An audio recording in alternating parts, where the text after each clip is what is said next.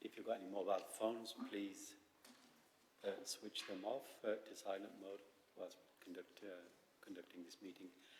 The meeting is a public meeting, so it's being live streamed for the public to view, and therefore can you, if you do wish to speak, raise your hand and speak only when I indicate you can, and please ensure that your microphone is actually switched on. When you're finished speaking, please do switch the microphone off.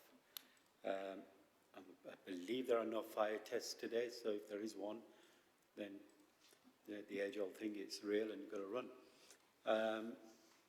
And finally, we'll move to some quick introductions. I'm Councillor Mohammed Mahroof. I'm the Chair of the Audit and Standards Committee. David Hollis, General Counsel and Monitoring Officer. Philip Gregory, Director of Finance and Commercial Services, Section 151 Officer. Alston Howard, Independent Co-opted Member. Laura McLean, Councillor for Walkley Ward. Fran Belbin, Councillor for Firth Park Wards. Sarah Green, Senior Information Management Officer and Data Protection Officer.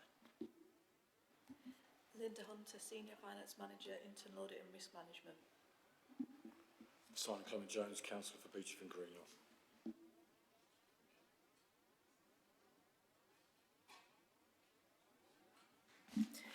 Councillor Sue Alston, Councillor for Forward.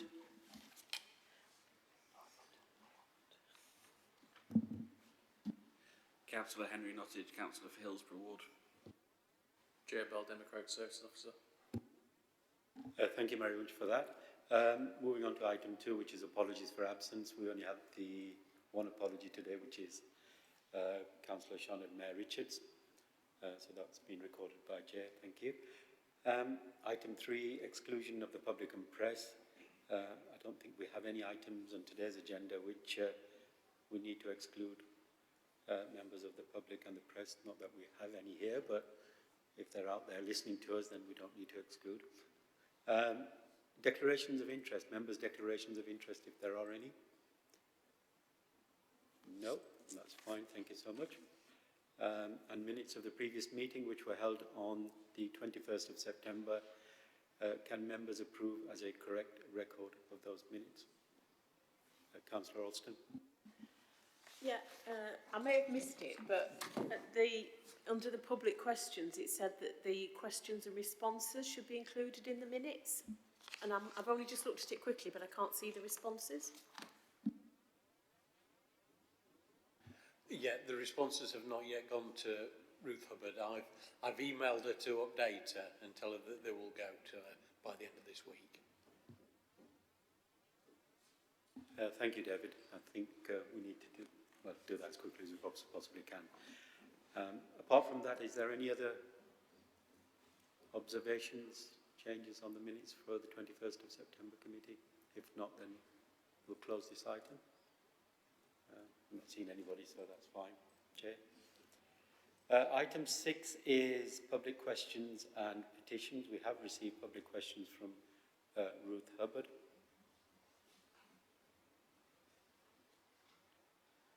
And are these going to be ones that we're going to be addressing here? Or? We're replying in writing, and I'll pick it up with the others. Right. Thank you for that, David. Just for clarity, these questions will be answered, and David will be answering them, and this should be done fairly soon, very soon, in fact. Thank you. Alison. Chair, will the committee receive a copy of the answers? Yes. Right, moving on to item 7. We're rushing through this. That's quite quick, item 7. We're already on it.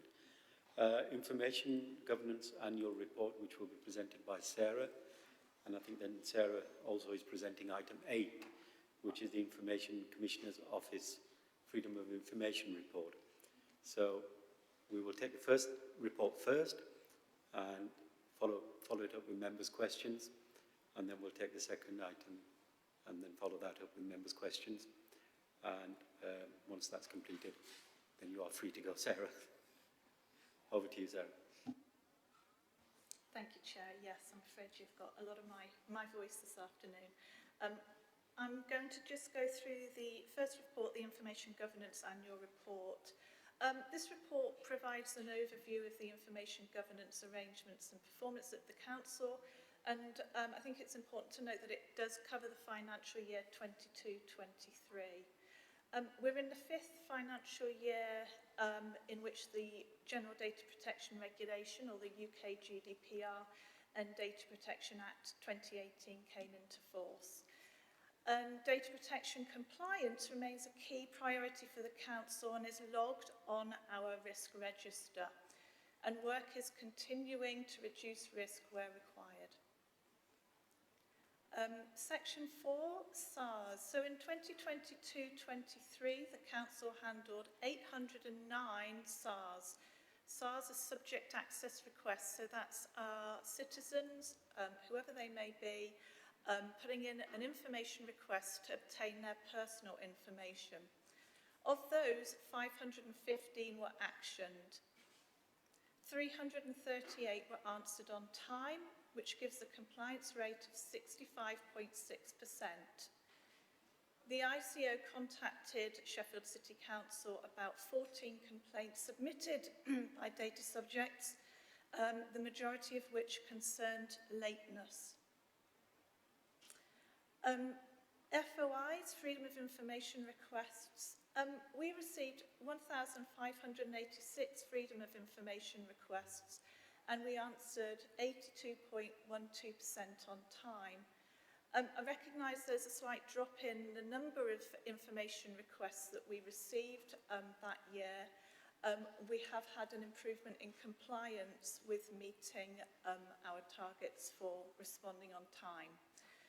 We completed 37 internal reviews in that year. An internal review is a complaint, so once you've received your information request, if you're not happy with that, you can come back to us and ask for us to review it. There does remain a backlog of internal reviews. The Council is required to publish certain information. If you look at section 6, there's some information about open data. Work continues to increase the amount of information that we publish. This includes information such as business rates, environmental information, planning and transportation. And we continue to support services across the organisation to proactively publish their information. Moving on to section 7, which is about security incidents. In 22-23, we received 442 security incidents that were logged within the organisation. Of those, 352 were personal data breaches, and we reported 3 to the ICO. Training and supporting the services across the organisation with resources and guidance to reduce the number of security incidents does remain a priority for the organisation. And we do recognise guidance when we receive it from the ICO and communicate best practice to all staff to reduce risk. Cyber security remains a constant threat, and the organisation works hard to ensure that risk is mitigated wherever possible. And there's some information there about some of the activity that's taken place over 22-23 to support the organisation with this risk. We've increased our security tools, we've updated infrastructure, we've updated some IT equipment. Section 11, records management. Training's been increased in records management to support staff in knowing how to find information, where to locate it, what to do with it once they've located it, how to properly store it, and how to appropriately dispose of it, be that archive it or deleting it. Section 12, training. Yeah, information security training is mandatory across the organisation, and the compliance rate for 22-23 was 96.1%. Of this, over 95% of social care staff completed the training. I'll just point out that our social care staff handle some of the most personal, sensitive personal data that the council processes. So we're very, very committed to keeping that target high. We also offer bespoke training packages. We train members, we train foster carers, we have select training for social care staff. Thank you, Chair. Thank you for that, Sarah. Quite comprehensive there, and opening it up to questions. Councillor Jones, then Councillor Belbin, then Councillor Nottage, and then Councillor Alston. And if I forget, please just wait. Thank you, Chair. I suppose I had two questions and a question about, I suppose, the work programme in relation. Sorry, I'm thinking about the first one. Sorry, two questions. In terms of the directed surveillance, it says 9 applications. What does an application look like? Kind of what area does it cover? Does it cover a large area? Does it cover a small area? Is it tightly focused? That sort of thing. But in what sort of way is it? Sorry, Chair. I don't have the details to hand, but an application would be submitted to the magistrate for any surveillance work that takes place across the organisation.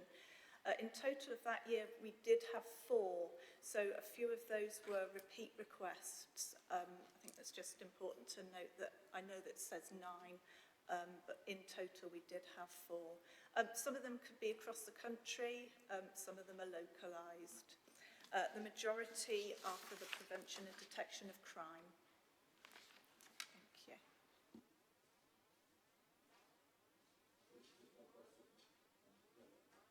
you. Thank you so much for that, Sarah. Sorry, further question? Yeah, in terms of on the subject access requests, it says 294 were withdrawn or abandoned. Do you have any idea, do you do any follow-up in terms of why that is? Is it because of bureaucracy, or they've just decided they don't want to know anymore, or kind of what, and why is it such a large percentage of their subject access requests? Yeah, thank you for that. We don't follow up to ask our citizens why they haven't followed through with their subject access request. It's deeply personal to them if they wish to submit a request.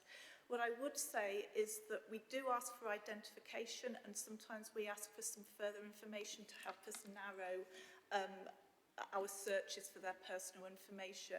We do have a deadline that we ask our customers to come back to us with their identification, or it might be proof of parental responsibility, and we will close them if we don't hear back from our customers. I think it's quite important to say if they do come back, let's say in 3 months' time, because they have the required identification, for example, we'll reopen it. But no, in a nutshell, we don't challenge our customers as to why they've withdrawn their requests. Thank you, Sarah. Councillor Belbin. Thank you. I wanted to ask a couple of questions in relation to open data. So generally I think open data is a good thing, so it's good to see that the report thinks so too. I wanted to ask, the report talks about different platforms that host some of our data, and I wondered what the logic of, because I don't know them at all, what's the logic of using different platforms? Do they just tend to collect, are they platforms that just tend to collect data related to particular subject areas? And if they are available on such a platform, does that mean they're also available on our website so that people can look at all Sheffield's information in that way? And then when it talks about further work to encourage services within the organisation to recognise the benefits of open data, I just wondered how we're approaching that. Have we got any kind of structured approach to it, or is it just, it would be nice if you did this? Or if we do need a more structured approach that actually starts to analyse, well, what data could we be publishing would be useful and beneficial to citizens? And if there is a kind of process that we support services to go through if they want to publish open data as well, do they have a set of processes or guidelines that they can use to do so. Yeah, thank you. They're interesting questions. Thank you. Okay. Yeah, we publish on two areas. We publish Data Mill North, that has a collection of other organisations that publish on there, and we use the fantastic ArtGuess, which is local to us for Sheffield City Council.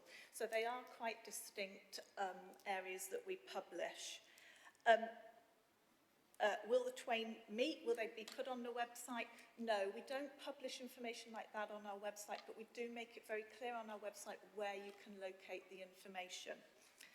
But watch this space, because we're trying to publish more information, and I think what you'll find in the future with the website is that you'll start to see more links for our customers.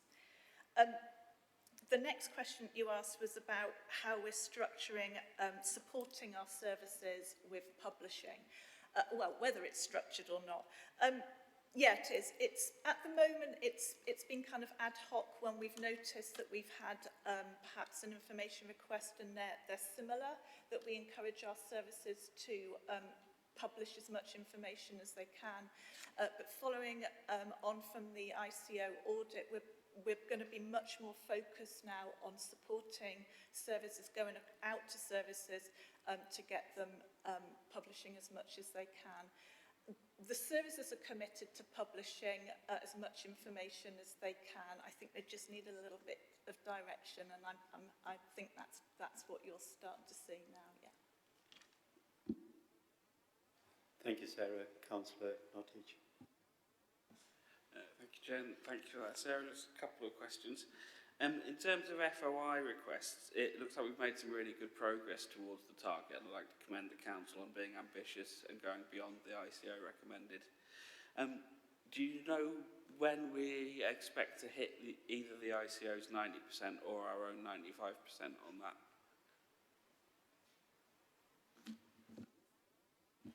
Thank you.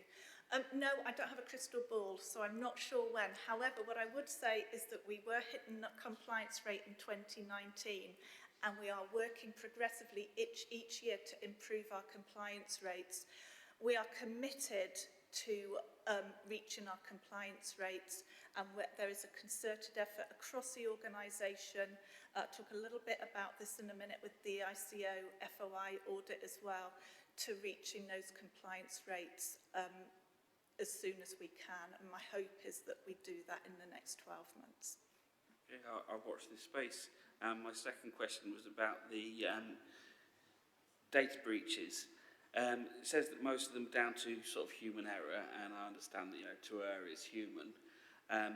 442 in total. Compared to other local authorities, is that sort of normal for an organisation this size?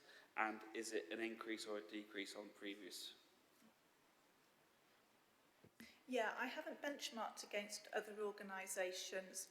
What I would say is that the training is robust for our staff about how to log a security incident, and we make it quite visible on the intranet for our staff.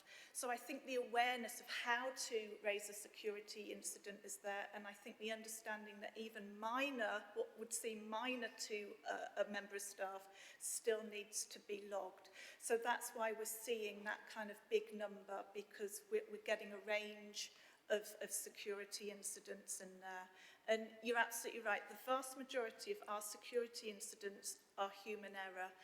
Sending an email to the wrong colleague would be a security incident. Sending an attachment, copying somebody in that's not supposed to be copied in. We have quite a robust, once we've investigated a security incident, we've got quite a robust process after that. So there's lessons learned, and that information's then sent up to a senior member of the service to look at those lessons learned and any actions that we might recommend. Thank you. Thank you, Sarah. Councillor Alston. Thank you for this report. I've just got a couple of, three fairly, I think they're fairly simple questions.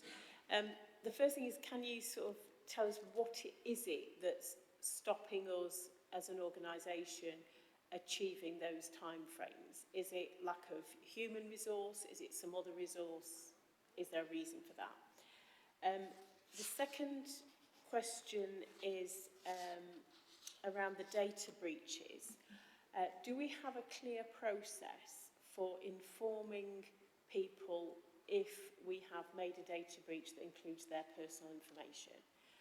And is that done sort of very promptly as soon as it's happened? You know, I want to know a little bit more about how you handle that. And my last question refers to the issues of cyber security. Not that I'm an expert in any shape or form on this, but as you put in your report, all organisations are at risk of attack. Do we have clear planned procedures in place if the council were to be a victim of a major attack which could compromise personal data in particular? Thank you. Thank you, they're interesting questions. The first one about compliance, why? I think there's several reasons why, and I think they're mainly covered in the FOI audit, the ICO FOI audit.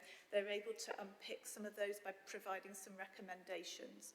So information requests have increased, subject access requests have increased. Not just the number of them, but the volume of them. So where you might have had in 2017-18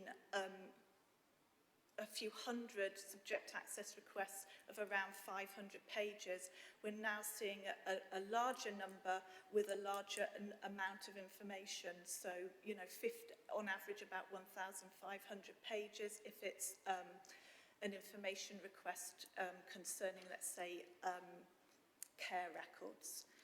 So that's the first thing, that we've got this increase in volume for SARS. I think that we are doing it. We perhaps haven't kind of caught up with technology, so some of the best practices with technology, some of the systems that are out there to support staff that are actually on the ground working through these. Perhaps that's something that wasn't invested in, that is now being actively looked at. For example, there is some software out there that can really rapidly reduce the amount of time it takes to scan our information that we have and collate the information. I don't think the pandemic helped. We were redirected to other key areas to support the city, and so, you know, when you take away the focus from a service area, but the requests continue to come in, you're going to start to see a backlog. So I think there were a number of factors as to why. I think for the organisation, what we're doing is we recognise what those are, and we have unpicked what they are, and we're actively moving forward with solutions. And I certainly, in this, I've been here now 2 years, in the last year, I mean, it's a concerted effort, and I think the fact that the compliance rates are creeping up are showing that we're really working on not just sorting out the backlog, but getting ourselves in the best position to be business as usual, to support our customers out there with their information requests. So that's the first one, data breaches. Yeah, there's legislation. We have to follow certain rules with significant data breaches, and that's around the impact to the rights and freedoms of our individuals. So what happens when we have a security incident is we risk assess immediately as to what level of harm there is.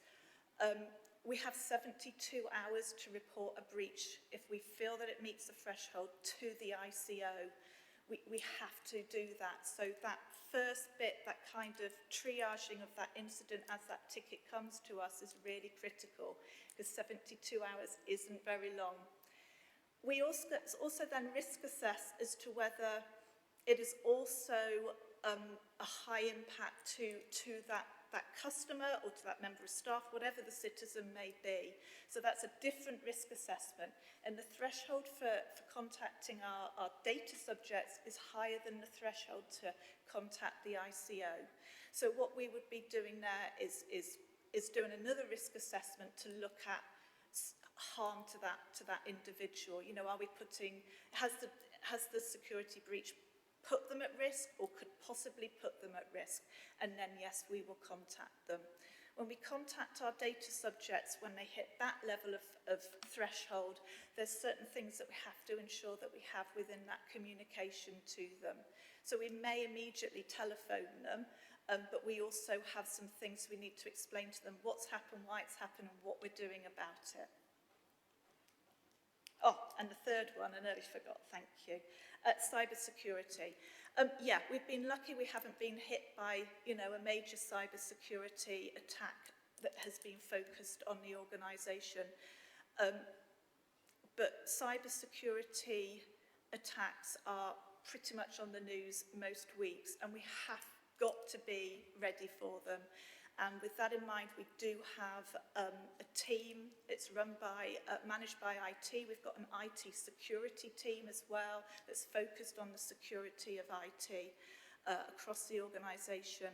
And that team, if there's an incident, they get together and they manage that incident. Thank you. Thank you for that, Sarah. Any more further questions from any members? No. Just a couple from me, more of observations rather than the questions, because I think the questioning has been quite comprehensive anyway. Is around the FOI. I might be breaching onto your next report slightly here, so apologies for that to begin with. In terms of the number of freedom of information requests, which is 1,586, if I got the number correct, is that comparable? Question number one is that comparable with other authorities of, when I'm talking about this authorities? Talking about core cities that are comparable with us, and I think it's 80%, 81% that we're replying to in time. But somehow the figures look really, really not too bad and improving. But when we see people actually coming into the chamber and saying things that we're not getting responses to certain things under FOI in particular, when you bear in mind the trees issues that have been running around for a number of years now, that doesn't seem to correlate with that. The question following on from that is, has that number increased as a result of people's awareness of things like the trees issue that was around and is still around, and I think we still get freedom of information requests for that, and we still get criticised for the fact that we're not responding in time. How real is that? Is one, or number of questions in one there. And the second one is more out of curiosity rather than anything else. Is on page 21, you look at quarter one, corruption. I know it's not a significant number or anything like that, but what sort of, I think it might be of public interest of what sort of thing that what sort of incidents we're actually talking about in a circumstance like that. I know it's just out of curiosity, but it was there, so I thought I'd ask the question. Thank you. Thank you, Chair. Yeah, we are comparable with core cities. You know, I think people want to know what's going on in their city. People are invested in their city, and they have the right for information. They're going to exercise that right, and that's as it should be. What I would say about freedom of information requests and environmental request EIR is that the work that we're doing to publish more information as much as we can for our customers, I think we'll see a decrease in the number of information requests that we receive, because our customers will be signposted to the relevant pages on the website or Data Mill North to view that information. So I think that's quite important to say that. I think also any organisation, any city will see an increase in their in their information requests. We certainly do when there's anything in the news, if there's a change in policy or there's something in the news that's particularly concerning to our customers or interesting to our customers, they will naturally want to get some information about that. So I hope that's answered your first question. Your second question was corruption or inability to recover information. Yeah, I don't know the exact example for that one, but that could be things like perhaps there's been an issue with a database, getting access to a database, or somebody's email account has been closed and we needed to get some information from there. So that's what that means. It's the inability for the organisation to be able to get some information that they need. And then they'll obviously work with IT to try and get that back. Thank you. Thank you, Sarah. Just finally, and I promise this is just finally, our interface with the community is quite important to us, as you well know, and Lowcock has actually highlighted that even further in terms of how we interact with the community around freedom of information. The question is, how many people do we have actually in supporting you in actually answering these questions? Because I can imagine it was going to be a fairly long-winded way of responding to it, because it will presumably be departmental based as well. So it'd be nice to hear from yourself as to what the process, if I put a freedom of information request in, how would it be processed in the system? I know members might well know, but there might be public out there listening that haven't got a clue what happens. They send one in and they really just do not know what is going to be happening. And equally from your perspective, if you've only got one or two people answering that probably answers another one of the questions, which is the delay in actually getting the information out, whether it's SARS or FOI. And finally, I don't think you'll be able to answer this question, or you may be able to. Are there any departments that are more prone to FOIs than others?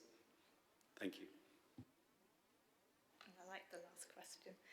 Yeah, there's no magic to it. So an information request comes, let's talk about FOIs.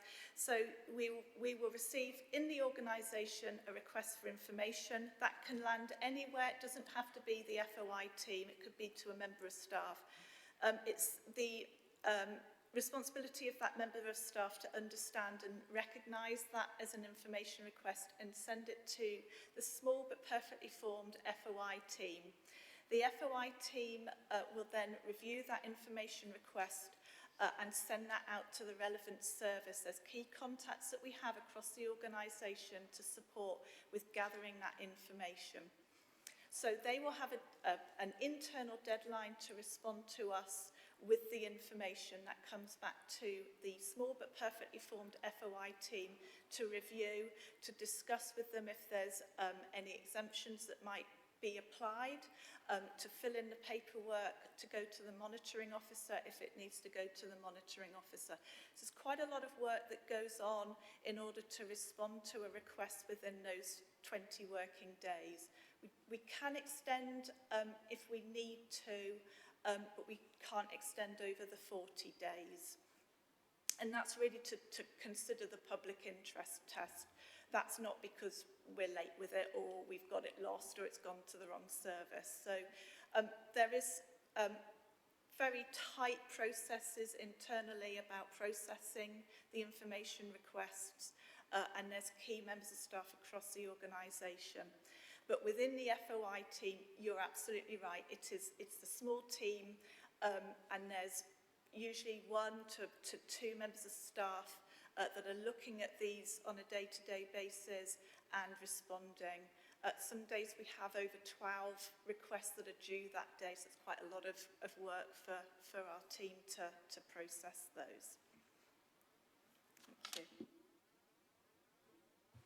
Thank you so much for that, and thank you for the comprehensive report and comprehensive answers to the questions that members have had. If there's no further questions, and I think the report asks us as members to note the update. Are we agreed on that? Thank you. Thank you so much. On to the next one, Sarah, still you. Information Commissioner's Office, Freedom of Information Request. Report. Thank you. Be sick to death of hearing my voice, won't you, by the end of it? Hello, yes, I'm here to talk about the ICO's FOI audit report. That was following the publication of the Lowcock report. We are in regular discussion with the ICO anyway, but they contacted us to ask us if they could conduct a consensual FOI audit, which we agreed to, and that took place over 2 days in May of this year. The audit focused just on FOI, and it was there really as an assessment. It's a tool to support us in understanding where we might have some gaps and in meeting our obligations under the Freedom of Information Act.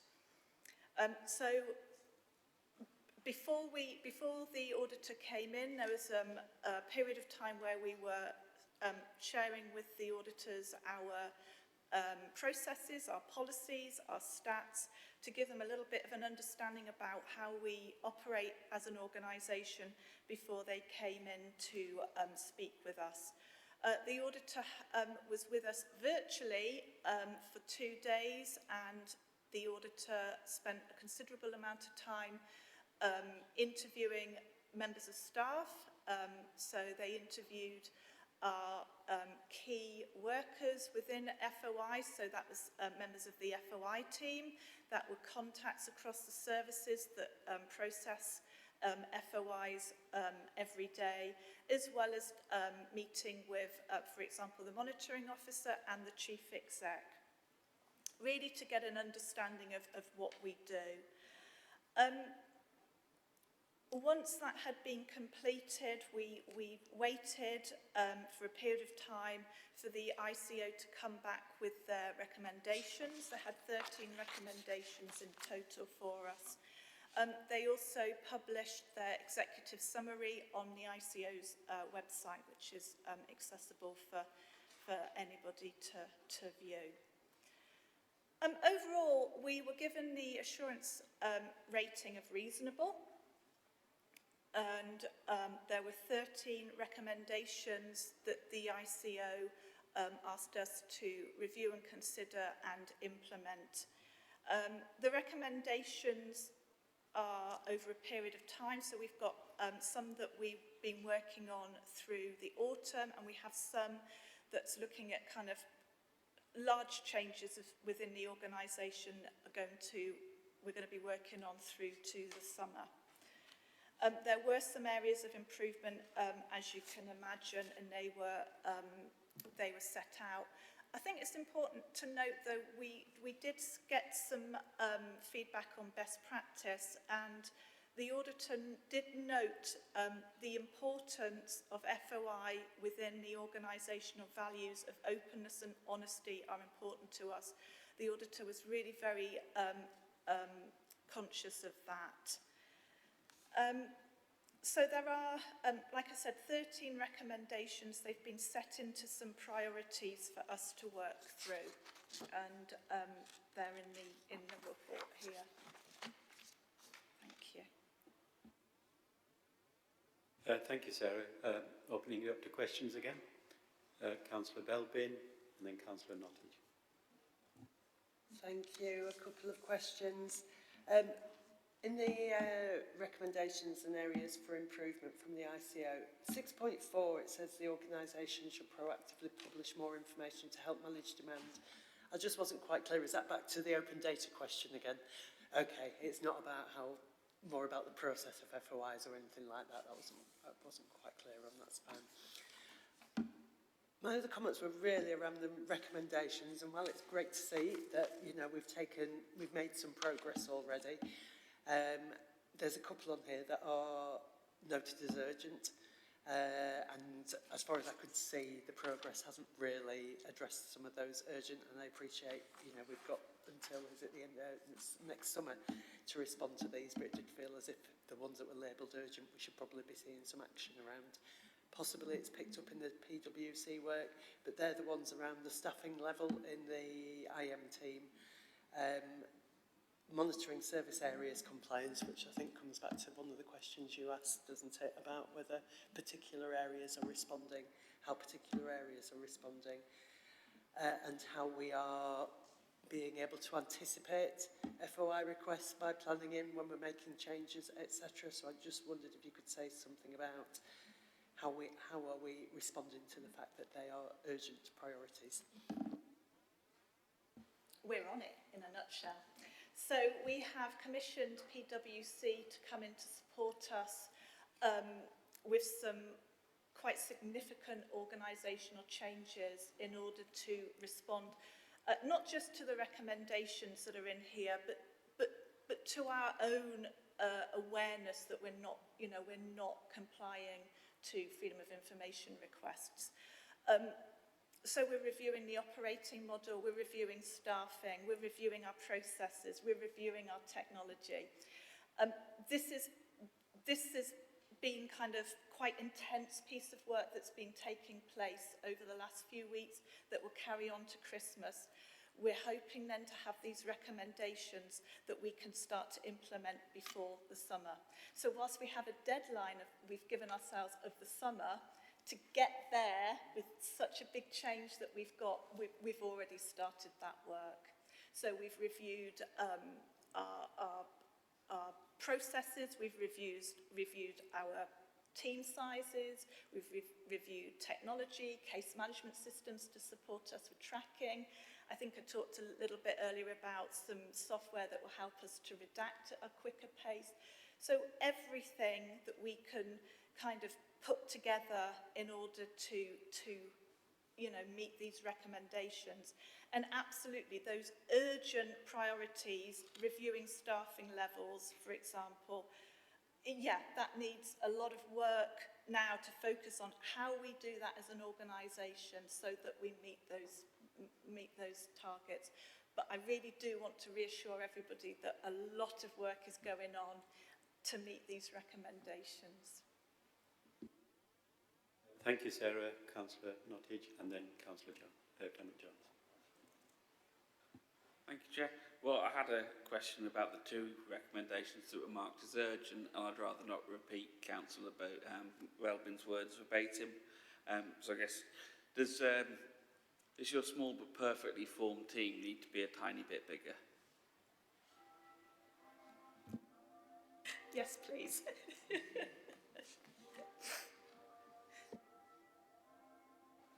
Fine. Thank you, Councillor Clement Jones.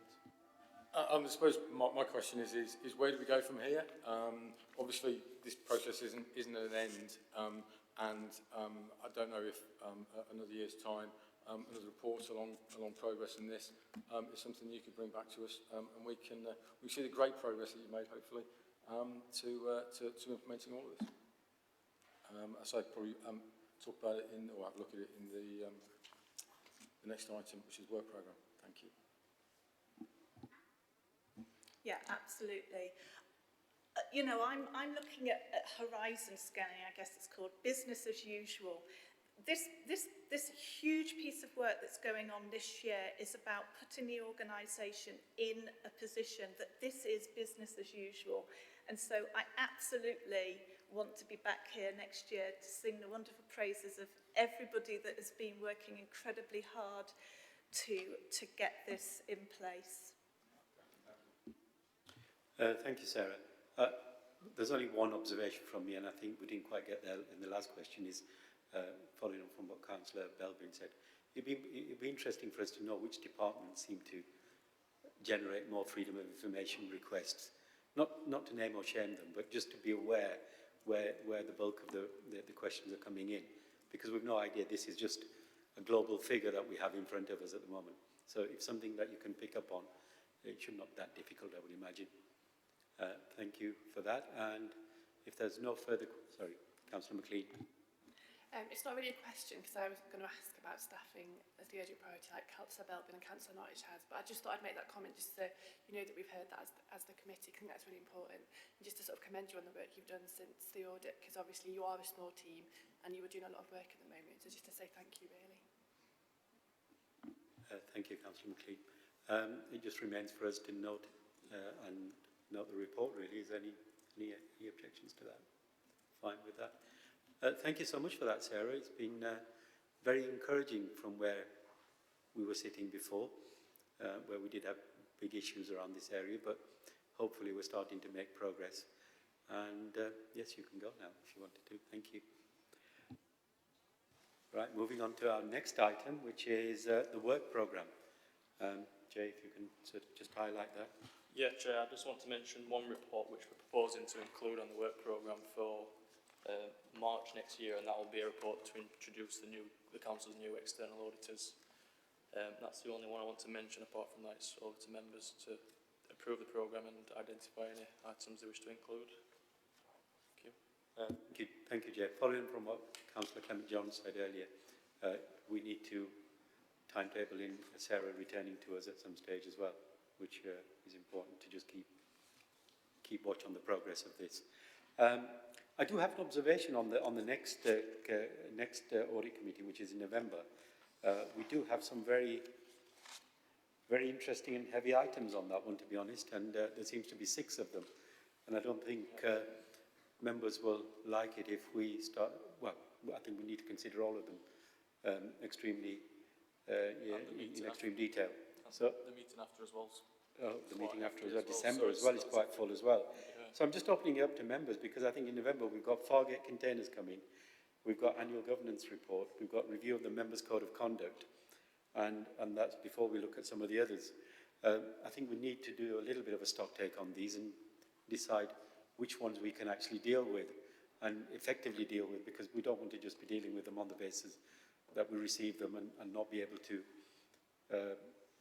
ask questions on them. So the one that's definitely upcoming, obviously, is the Fargate containers. And then I'm open to the Council General and yourselves to advise us as to which are the other more important ones that we really need to see in November, and any that members want to see, because I do want to drop a few of these. Chair, we can defer the annual governance report. That can wait because we won't be in a position to sign off the accounts yet, and we are doing some work to update it, and that will give more time. I've got staff sicknesses in mind who would otherwise be picking up that work, so we can defer that one. Thank you for that, David. You just sorry.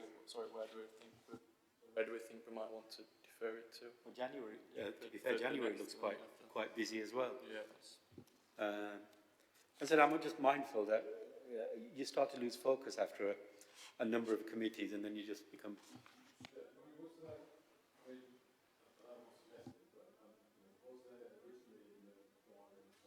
Was originally in the diary a December meeting that has disappeared or coming up?